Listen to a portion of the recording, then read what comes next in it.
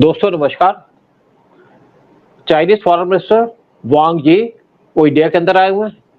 उनको इनविटेशन गया था इंडिया की तरफ से और इंडिया के अंदर आकर के उनकी मीटिंग चली है एस जयशंकर के साथ। सोमवार को एस जयशंकर से मीटिंग की, उसके बाद इनकी मीटिंग हुई हमारे एनएसए के साथ और पीएम मोदी के साथ भी इनकी मीटिंग होने वाली है या हो चुकी होगी। और ये मीटिंग को बड़े इंपॉर्टेंस दी जा रही है इंडिया के द्वारा भी और चाइना के द्वारा भी। इससे पहले हमारे जो फॉरेन मिनिस्टर थे वो गए थे चाइना के अंदर शंघाई कोऑपरेशन ऑर्गेनाइजेशन की मीटिंग अटेंड करने के लिए। उससे पहले हमारे डिफेंस मिनिस्टर भी गए थे चाइना के अंदर और वो तो खरी खरी सुना के आ गए थे पाकिस्तान को।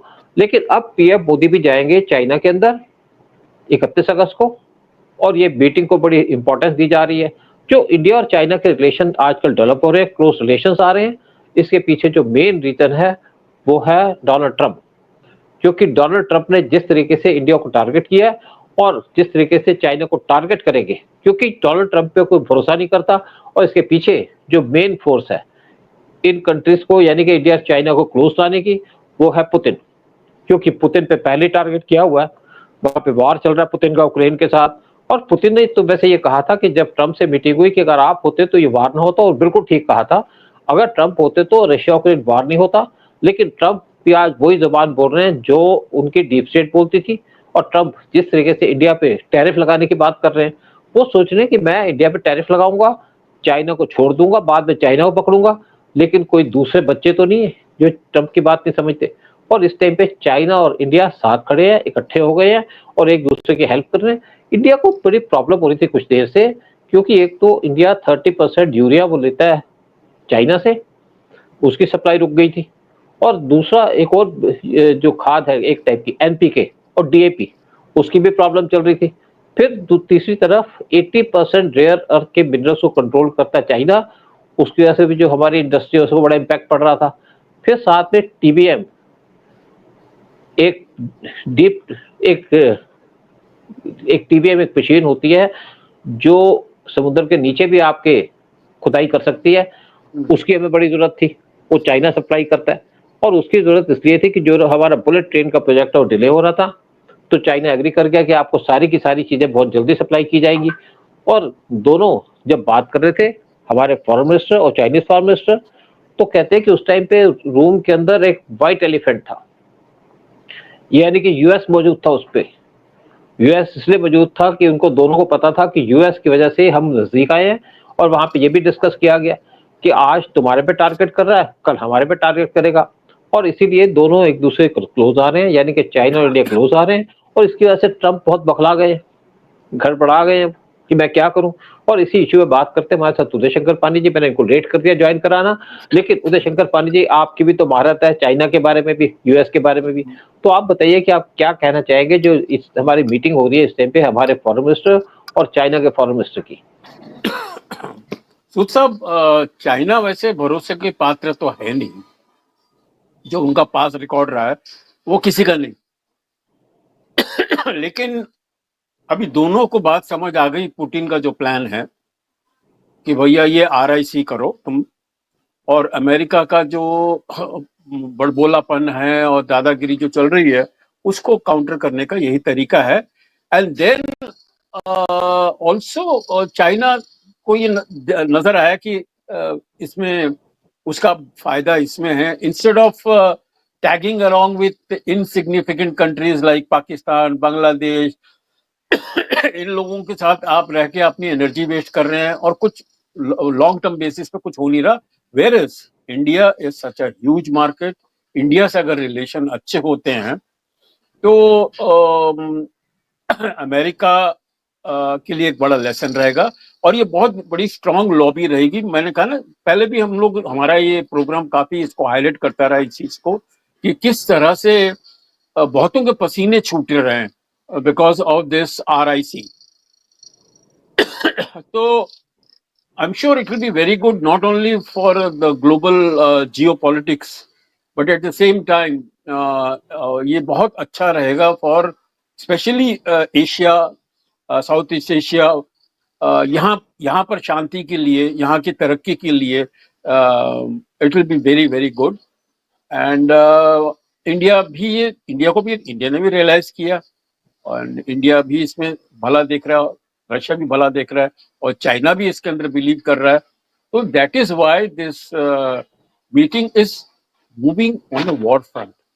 जिस स्पीड से हो रहा है ना, वो चाइना गए थे अपना फॉरेन मिनिस्टर हमारे, आज वो रशिया पहुंच गए वहां पर, और रशिया में क्या उनको स्वागत किया गया उसको, जैसे कि कोई हेड ऑफ द स्टेट आया हुआ। So that is, so definitely these three countries are seeing the benefit of this friendship, and all the best to them. I think, I'm sure it will be good for all of them. बोलिए sir. उधर एक और बात है यहाँ जो discussion हो रही है उसमें एक और बात थी कि हमारा 3,348 किलोमीटर का बॉर्डर है और ये बॉर्डर हमारा LOAC, ये लाइन ऑफ एक्चुअल कंट्रोल, मतलब ये हमारे पास बॉर्डर सेटल्ड बॉर्डर नहीं है, क्योंकि ना चाइना इसको मानता बॉर्डर को और इंडिया इसको कहता है कि ये बॉर्डर वो है क्योंकि हमारे पास जो जगह हमारे पास रहे। लेकिन इसके साथ साथ अब एक एफर्ट की जा रही है कि इस बॉर्डर को प्रॉपर बॉर्डर बनाने की। यहाँ पे कहा हम एक टीम फॉर्म करेंगे, टीम फॉर्म करके इसको पूरी की पूरी डिस्कशन की जाएगी कैसे हम इस चीज को सेटल कर सकते हैं, यानी कि बॉर्डर को सेटल कर सकते हैं। साथ में एक और बात चली थी, चाइना ने कहा जी Taiwan is part of China, तो इंडिया ने कहा ये हमारी पॉलिसी नहीं है, लेकिन देखेंगे। साथ में छोटे से हिंट फेंक दी कि, और ये हिंट फेंकी कि अगर तुम ये कहोगे कि ये बॉर्डर को सेटल करोगे, हो सकता है कि इंडिया ताइवान भी चाइना को दे दे, क्योंकि हमारा उस पर लेना देना तो है नहीं। वैसे हमने बड़ी भारी गलती की थी जब तिब्बत को कह दिया था कि part of China, Atal Bihari Vajpayee की गलती थी। लेकिन बॉर्डर के इश्यू को रिजॉल्व करना और ताइवान से अपने इन्फ्लुएंस को हटा देना, मैं अंदर की बात बता रहा हूँ, बाहर की बात नहीं बता रहा, वो इससे क्या है सबसे ज्यादा नुकसान किसको होगा? यूएस को। जो इंडिया का मेन इश्यू है चाइना के साथ वो है बॉर्डर का सेटलमेंट। चाइना क्लेम करता है इंडिया का लेह लद्दाख को, चाइना कुछ पार्ट्स है हिमाचल प्रदेश और हिमाचल प्रदेश और के जो अपने पार्ट कहता है कि हमारा पार्ट है। इवन चाइना पूरा का पूरा अरुणाचल प्रदेश को क्लेम करता है और इंडिया पे इनका पूरा कंट्रोल है। तो बॉर्डर डिस्प्यूट दोनों कंट्री के बीच में आराम से सेटल भी होगा, लेकिन इसके लिए प्राइस भी देना पड़ेगा। और मुझे लगता है कि हमारी गवर्नमेंट अंदर से एग्री कर चुकी है कि अगर चाइना ये बॉर्डर इश्यू को रिजॉल्व कर देता है तो हम क्वेश्चन नहीं उठाएंगे चाइना का जो कंट्रोल है ताइवान के ऊपर, क्योंकि हमारा उससे कोई लेना देना नहीं है। क्योंकि ताइवान की रिस्पॉन्सिबिलिटी है यूएस की, और यूएस का जिस तरीके का एटीट्यूड है इंडिया के खिलाफ, क्योंकि यूएस कहता है इंडिया को अपना एलाई, स्पेशल एलाई, और उसके बाद इंडिया को टारगेट करता है, इंडिया को टारगेट कर रहा है, इंडिया के ऊपर टैरिफ लगाता है। ये कोई दोस्ती वाला काम नहीं है। तो इंडिया इस टाइम पे बहुत ज्यादा गुस्से में है यूएस से और यूएस के डोनाल्ड ट्रंप से। तो अगर चाइना बॉर्डर के इश्यू को रिजॉल्व करता है, क्योंकि उससे क्या फायदा होगा? उससे एक फायदा तो ये होगा कि अगर हमारा बॉर्डर इश्यू रिजॉल्व हो जाता है चाइना के साथ, तो हमारी फोर्सेस वहां पे स्टेशन नहीं होंगी। और आज जो हमारी फोर्सेस स्टेशन होती है बॉर्डर के ऊपर वो -40 डिग्री में होती है, वो फर्क पड़ेगा। फिर अगर हमारी चाइना से दोस्ती होती है तो चाइना पाकिस्तान को भी सपोर्ट नहीं करेगा ओपनली जैसा चाइना सपोर्ट करता है। फिर चाइना को भी एक फ्री हैंड मिल जाएगा इंडियन ओशन का कि जाए अपनी जहां से ट्रेड ले जानी है ले जाए, हमें कोई फर्क नहीं पड़ता। तो बहुत से इश्यूज हैं और आज एक बिगनिंग हो चुकी है जो चाइना के साथ इस टाइम पे उनके जो फॉरेन मिनिस्टर हैं और पीएम मोदी जब जाएंगे चाइना के अंदर मीटिंग अटेंड करने के लिए, तो अगस्त 2021 में, अगस्त 2025 में, तो उस टाइम पे बहुत सी बातें और भी क्लियर हो जाएगी दोनों कंट्रीज के बीच में कि क्या इश्यूज है और क्या है। और मुझे लगता है कि बहुत अच्छी प्रोग्रेस हो रही है इस टाइम पे इनके बीच में, और बेसिकली रीजन इसका है वो है डोनाल्ड ट्रंप, जिन्होंने इंडिया पे टैरिफ लगाने की बात की है। हाँ उदय, आप कुछ कहना चाह रहे थे? हाँ नहीं, जिनकी वजह से ये दोस्ती बहुत जल्दी नजदीक आ गई है आके। सर मेरा तो यही है कि आई थिंक चाइना के साथ अगर हमारा समझौता हो जाता है, चाइना के साथ हमारे रिलेशन सुधर जाते हैं, तो इंडिया की आधी प्रॉब्लम्स ग्लोबली एंड नेशनली हमारी सॉल्व हो जाती हैं। And they are, both of them are huge market, और कि वर्ल्ड की देखिए कितनी बड़ी पॉपुलेशन है, वो कितना उनका पावर है उसका। तो it will be great, and I am sure Modi ji भी टैरिफ लगा सकते थे, जवाब दे सकते थे, लेकिन उनका वो नेचर नहीं है। वो शांत स्वभाव का आदमी है, उसने शांत चुपचाप रह के जो करना वो करता है।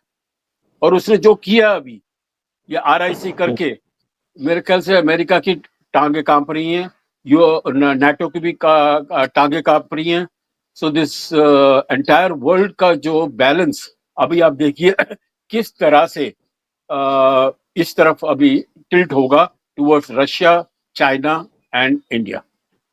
उधर जब पीएम मोदी पावर में आए थे 2014 में, तो उस टाइम पे पीएम मोदी की 5 बार विजिट हुई थी चाइना के अंदर, और चाइनीज प्रेसिडेंट भी इंडिया के अंदर आए थे और दोनों ने झूला झूला था साथ बैठ करके।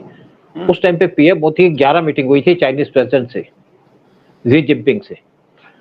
जब हमारा स्टैंड अप चला चाइना के साथ मई 2020 के अंदर, और ये स्टैंड अप चला 4 साल तक, चाइना को उम्मीद थी कि इंडिया बैकआउट कर जाएगा, लेकिन इंडिया बैकआउट नहीं किया। उसके बाद अल्टीमेटली चाइना को अपनी फोर्सेस को विड्रॉ करना पड़ा और एग्रीमेंट साइन करना पड़ा। उसके बाद पीएम मोदी की मीटिंग हुई थी जी जिनपिंग के साथ 2024 में, और अब उनकी सेकंड मीटिंग होने जा रही है जी जिनपिंग के साथ अगस्त 31 को 2025 में।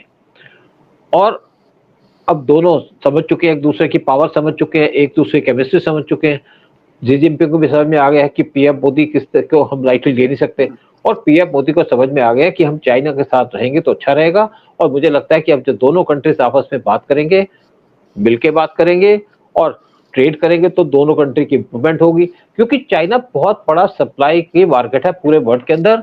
जैसे चाइना बहुत सी चीजों पे कंट्रोल करता है। अब जब हमारा चाइना के साथ स्टैंड ऑफ चल रहा था, तब भी हमारी चाइना के साथ बिजनेस चल रहा था, तब भी हम चाइना के साथ बिजनेस कर रहे थे। और हमारा जो दोनों कंट्री की ट्रेड है वो है 120 बिलियन डॉलर की, जबकि बहुत फेवर में है चाइना के। धीरे धीरे इसको कम करने की कोशिश की जा रही है। लेकिन दूसरी बात है कि चाइना ने हमें परेशान नहीं किया, चाइना ने परेशान किया हमें पिछली बार जब इसने कहा था कि रेयर अर्थ के मटेरियल हम आपको देंगे नहीं, जिससे हमारे इलेक्ट्रिक जो मार्केट है उसको नुकसान पहुंचने की बात थी। लेकिन अब चाइना एग्री कर गया कि आपको ये भी भेज देंगे, रेयर अर्थ मटेरियल भी दे देंगे, आपको हैवी मशीनरी भी दे देंगे जो हमको यूज करनी है बुलेट ट्रेन के प्रोजेक्ट के अंदर। तो इससे इंडिया को बेनिफिट होगा, चाइना को बेनिफिट होगा, और दोनों जब आपस में मिलेंगे, ट्रेड करेंगे, बिजनेस करेंगे और साथ में बॉर्डर के इश्यू को रिजॉल्व करेंगे, तो बाकी इश्यूज भी रिजॉल्व हो जाएंगे धीरे धीरे। क्योंकि ये काम एक दिन में तो होगा नहीं, 2 दिन में तो होगा नहीं, महीने लग जाएंगे, सालों लग जाएंगे। लेकिन एक बहुत अच्छी बिगनिंग की जा रही है इस टाइम पे इंडिया और चाइना के द्वारा। अब यूएस को भी समझ में आ गया है, चाइना को भी समझ में आ गया कि यूएस हमारा दोस्त नहीं, और हमको भी पता चल गया कि सबसे बड़ा जो एनिमी है हमारा वो है यूएस, जो सबसे ज्यादा हेट करता है इंडिया को। सर सूद साहब, एक चीज और उजागर हुई है बड़ी, अमेरिका की हिपोक्रेसी। वो अपने टर्म्स पे ट्रेड कर रहा है रशिया के साथ, वो अपने टर्म्स पे ट्रेड कर रहा है चाइना के साथ, और इंडिया को बोलता है कि तुम मत करो, मैं बस, करूंगा। हाँ। ये तो एकदम टोटल हिपोक्रेसी हो गई। तो उसमें ये जो तीनों की दोस्ती हो रही है ना, उसके अंदर उसका झूठापन उजागर हो रहा है, एंड दुनिया को देखने को मिल रहा है कि वो अमेरिका डबल गेम कर रहा है, जो छुपाना मुश्किल है। जो हिपोक्रेसी कर रहा है वो तो अब छुपेगा नहीं उसका, और उसमें सारा नुकसान अमेरिका का खुद हो रहा है। और देखना इस टाइम दुनिया, चाहे ब्राजील हो, चाहे even NATO, they are all going to come to India, to this block. ये ब्लॉक उनको बहुत ज्यादा फायदेमंद रहेगा। वो किसी रीजन से भी वो चाइना के साथ रिलेशन नहीं बिगाड़ना चाहेंगे, और अमेरिका जैसे इंडिया जैसी फास्टेस्ट ग्रोइंग इकोनॉमी, उसके साथ रिलेशन नहीं बिगाड़ना चाहेंगे, और इसमें रशिया का भी फायदा बहुत होगा। Russia will again become a global power, माने एक वर्ल्ड पावर में उसकी स्ट्रेंथ बढ़ती जाएगी अगर ये दोस्ती हो जाए तो। उधर रशिया की जो पीठ है वो तो दिमाग के साथ पहले लगी हुई है, तो रशिया तो चाहेगा और हम भी चाहेंगे। अच्छा, एक और मैं बात बताऊं आपको कि अगर हम यूएस की बात मान लेते हैं कि आप पे टैरिफ नहीं लगाएंगे, आप रशिया से ऑयल ना लो, तो क्या हमारी फॉरेन पॉलिसी रशिया डिसाइड करेगा? क्या हमारी फॉरेन पॉलिसी अमेरिका डिसाइड करेगा? क्या हमारी इकोनॉमिक पॉलिसी वो अमेरिका डिसाइड करेगा? क्या हमारी कंट्री पे कंट्रोल होगा अमेरिका का? क्या हम बर्दाश्त करेंगे? हम गुलाम रहे थे ब्रिटिशर के 150 साल तक, क्या हम अमेरिका के गुलाम बन जाए? हर एक कंट्री इंडिपेंडेंट है, इंडिपेंडेंट सोच है, इंडिपेंडेंट तरीके से काम करती है। जो ट्रम्प का एटीट्यूड है गुंडागर्दी का, वो कभी भी एक्सेप्टेबल नहीं हो सकता। अब जो बात चल रही है इंडिया और चाइना और रशिया के जो ज्वाइंट स्टेटमेंट आ रही है, जो ज्वाइंट मिलने की बात चल रही है, ये तीनों कंट्रीज के लिए बेनिफिशियल है, इंडिया के लिए भी बेनिफिशियल है, रशिया और चाइना के लिए तो है ही। सर सूद साहब, जिस तरह से आज पूरा वेस्टर्न मीडिया, सब लोग के अंदर सबसे बड़ी न्यूज है कि पुतिन जो अलास्का गया था वो पुतिन था या पुतिन का बॉडी डबल था? ये सारी जगह फैल रही है कि बात वो असली था कि नहीं। और मुझे अब तो शक हो रहा है कि जिस तरह से ये अपने वर्जन चेंज करता है अपना ट्रम्प, ये ओरिजिनल ट्रम्प है या कोई नया आदमी उसकी जगह बैठ गया है? क्योंकि उसकी सोच ही टोटली डिफरेंट है। वो एकदम इतनी पलटी खाता है तो पता नहीं, हो सकता है कि उसका भी बॉडी डबल कोई एक आ गया। But anyway I think it is a very interesting development जो जियो पॉलिटिक्स की हो रही है। और सर ये I think we had a lovely program, अच्छा इंटरेस्टिंग इंफॉर्मेशन दी, और आप अपना मैसेज दे दो सर अपने चैनल का। हाँ, तो आप लोगों से रिक्वेस्ट है कि चैनल को सब्सक्राइब कीजिएगा और वीडियो को शेयर करें। हमारे चैनल को सब्सक्राइब करके हमको बहुत ज़्यादा हेल्प मिलेगी और हम अच्छे से अच्छे वीडियो बना पाएंगे और अच्छे आपको इन्फॉर्मेशन दे पाएंगे। जय हिंद, जय भारत। जय हिंद, जय भारत, जय हो सर।